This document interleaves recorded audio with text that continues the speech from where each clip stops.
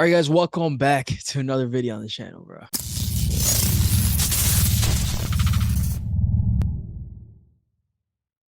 Yo, so UFC Fight Night, Santos versus Hill just happened this past weekend. Oh, what did I tell you? This shit was fucking sick. It was insane. So, basically, if you guys didn't watch it or don't know about it, there was 10 fights, including the prelims and the main card. All 10 fights resulted in either a submission or a knockout. It was honestly like the best fight night I've seen. It's easily the best one in a minute. So I just so happened to be at home and able to be watching this. And so I was like, you know what? Fuck it. Let me just turn on the prelims. Let me just check it out.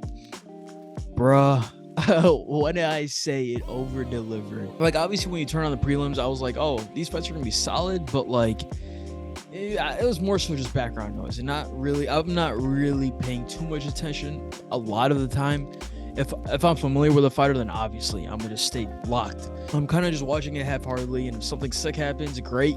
If not, great. Like, that's how I usually treat the prelims. But for this card, bro, I started watching from the first fight the whole way down.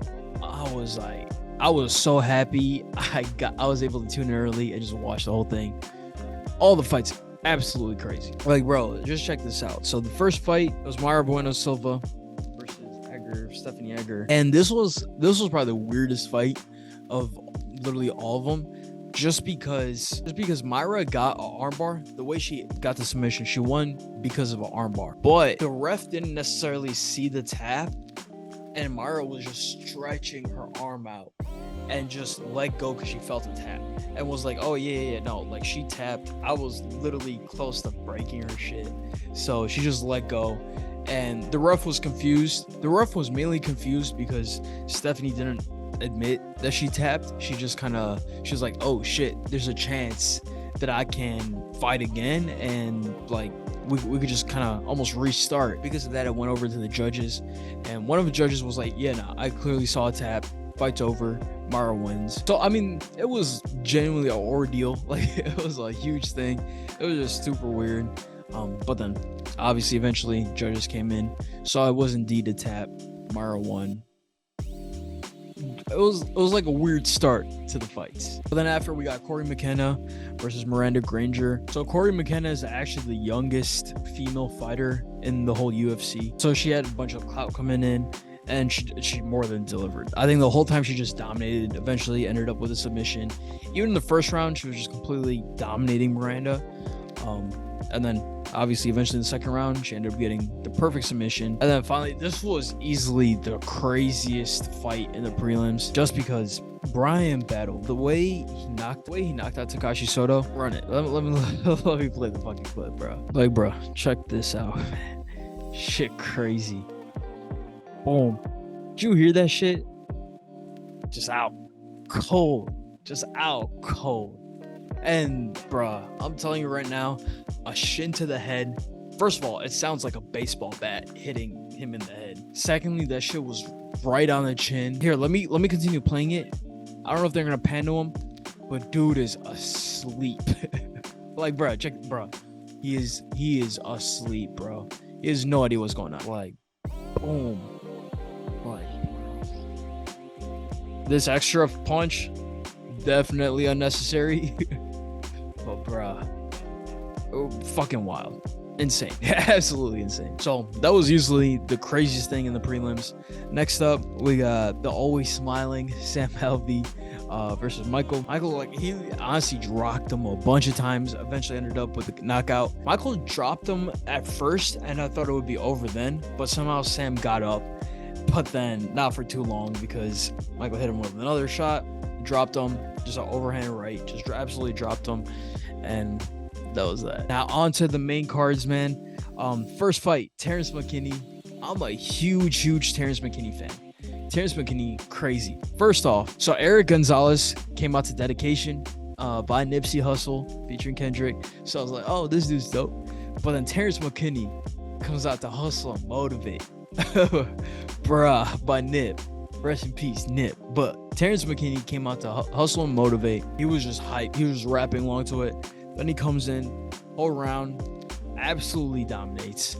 And as you can see, ends up with a submission, man. So right here, he gets on top of him, gets standing rear naked, taps, standing rear naked, gets it easily.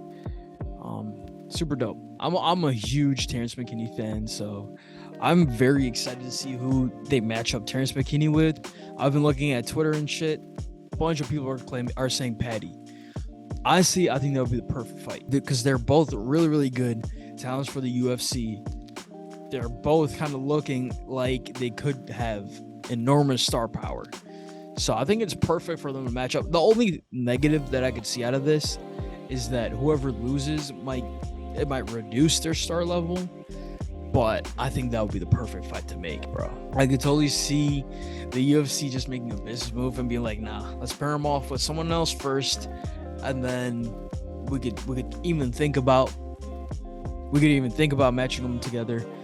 But personally, if I was the UFC, this is the fight to be made. Like it would be sick. Then we got the heavyweights, Sergey Spivak, Augustus Sakai. So I mean, for this fight, Sergey absolutely just dominated. That's literally what it was. He just dominated, took over, and like even the knockout happened in the second round, but even first round, it wasn't super competitive. Spivak definitely looked really, really good. So that's that. So now we got the tough championship, Juliana Miller versus Brogan Walker. Again, Juliana just dominated. I feel like Brogan had her moments, but honestly, Juliana just looked super long and just took her down every time. Got on top of her, started wailing on her, and that's honestly how the knockout happened. I think if this went to decision, Juliana definitely won all 3 rounds, but especially for the knockout, all she did took her down. So Brogan had a really stupid ass game plan, in my personal opinion, where she was trying to clinch and she would always just lose the clinch and would always end up on bottom. And then in the 3rd round, same thing happened. Brogan tried to clinch, she got turned, got dropped, and then Juliana just started throwing haymakers at her and so Juliana just started throwing haymakers from top and got the knockout. So now, tough finale for the heavyweights, Muhammad Usman, who is Kamaru Usman's brother, and then versus Zach. This was definitely a lot more closer. First round was very close. It was extremely close. I felt like they both had their moments. Zach looked super fast. He looked a lot faster, and it just seemed like Muhammad was just kind of trying to counter and just get him with the right punch. And then, I mean, eventually in the second round, his coaches, I think even Kamaru, his coaches, they were all like, hey, just lean on the jab, just work on that jab. Something's going to open up and you're going to get the hit. Exactly what happened, man, for the knockout. Like, check this out. Like, boom. Just easy, just sleep. Just perfect. Just left hook. Absolutely sleeps some. Insane. Like, yeah, goes in. Just perfect left hook. Cold. That hammer fist, again, very unnecessary. But that left hook absolutely sleeps some. Crazy shit. Absolutely crazy shit. Bro, also the crazy thing about this, apparently they used to train together as well. And then while training, Muhammad claims that Zach couldn't handle his power. And I mean, by the looks of it, when they actually fought, clearly Muhammad just looked like a beast. Also, the craziest, I think, like the coolest thing about this, it's Muhammad Usman and Kamaru Usman are now the only brothers to ever win the Ultimate Fighter Championship. Super, super cool stat.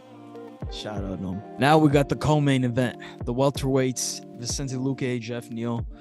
Bruh, when I say I really wanted Vicente Luque to win, I think I had Vicente Luque winning. I think he's just a super dope ass fighter. Like, I mean, even in the fight, there were so many times where I thought he would have gotten knocked out. Like, there were so many opportunities for him to lose. And I mean, Jeff Neal just looked amazing. Like, I don't think he's looked better than this. Like, he was on top of his game. Like, his jab was perfect. Like, everything clinically was so good. And yeah, man, he absolutely rocked Vicente. Like, Jeff Neal is looking like Jeff Neal. I would even say that, like, I personally didn't even realize how good he was.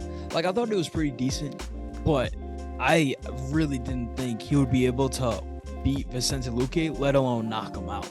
Like, Vicente Luque has never been knocked out, and before this fight, there's no way I would have believed that Jeff Neal has the power to knock him out. Just the way the fight played out, it was insane. All right, so right here, bunch of uppercuts. And then eventually just mixed it up another jab, one last just straight drops him, walks away. Crazy shit. And like I said before, Jeff Neal was going off. Like the whole fight, knockout's crazy, of course, but he dropped him so many times. He clearly looked like the better fighter. Crazy fight. Now I'm actually very curious to see what happens in the welterweight division. Because Jeff Neal, I know post-fight he did bring up Bilal Muhammad, but Jeff has already beat him. I'm not sure who else Jeff would fight. I think Jeff is honestly one fight away from a title shot. So yeah, man, that's gonna be cool. Vicente Luque, on the other hand, he's coming off a loss to Bilal, and now Jeff Neal. So I would love to see Vicente Luque fight someone else. I'm a huge fan of his still. But yeah, let's see what happens. Now, finally, main event, Jamal Hill, Thiago Santos. Before we even get to the fight, I just want to talk about how dope of a person Jamal Hill is. Like post-fight conference, when all the journalists are asking him questions and stuff like that, Jamal Hill literally didn't pick up his mic. He didn't even start talking, and he waited till all of his coaches were in frame. Every single one of his coaches had a chair. Every one of them sat down. And that's when he started even answering questions. I think one of the coolest things he said, that one of the journalists asked him a question along the lines of like, why did you feel like bringing all your coaches up and having them actually have a seat? Why did you want to wait for them? Something like that. Jamal Hill was basically just like, I wanted you guys to see who you lost to. Like, it's just me in the cage, but I wouldn't be shit without my coaches. So I think that was amazing. He also came in wearing like a fire ass suit. So shout out Jamal Hill, man. He also called his team the team of terror. He's like, when you see any of them, I'm just a few steps behind. And so yeah, man, huge shout out to Jamal Hill. Obviously got a huge knockout, but then also on top of that, I just haven't seen a lot of fighters give that much respect to their coaches. And so for him to do that on easily his biggest night so far in the UFC, I think that was super tough. But now to actual fight, first 3 rounds, insane. Like, bruh, a whole fight, I would say even the 4th round until Jamal Hill knocked him out. Even before that, the whole fight, absolutely wild. Whole time I had no idea who's gonna be who. Like, there was a point where Thiago Santos looked super dead. I thought, oh, his gas just ran out, and so he's probably gonna tire out. But somehow he's just kept going and kept going. Like, Thiago Santos tried to wrestle Jamal, which we've never seen before. Jamal always, he was just like the second he got dropped, he was finding a way to move and just get back up. So you could clearly see that his takedown defense, amazing. And I mean, we know Jamal Hill is a great striker. So I think this fight finally showed like his all-around game, which was super cool. And then, bruh, the knockout, crazy. So like right here, just on him, just punching him, just literally, bruh. So like right here, just finishing, just straight elbows from heaven, just fucking him up. Like, it was crazy.